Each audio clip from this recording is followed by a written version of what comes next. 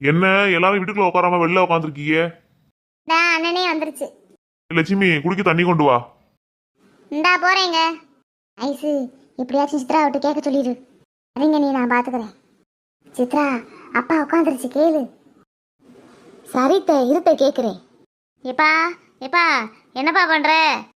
பார்த்தா தெரியலையா? உட்காந்தானே இருக்கேன். சரி, என்ன விஷயம் சொல்லு. எப்பா எல்லாரும் கொடைக்கானலுக்கு போமா? என்ன திடீர்னு கொடைக்கானலுக்கு? யார் ஏற்பாடு இது? யார் ஏற்பாடு பண்ணா என்னப்பா? வாப்பா நாளைக்கு போவோம் எல்லாரும் சேர்ந்து.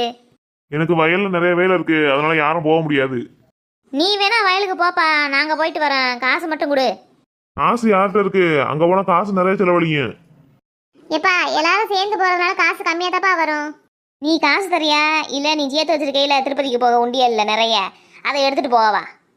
ஏய் சித்ரா, அது சாமிக்கு சேர்த்து வச்சிருக்க காசு, அதை எடுத்துட்டு போக கூடாது. நீ தரலைன்னா அதை எடுத்துட்டு போய்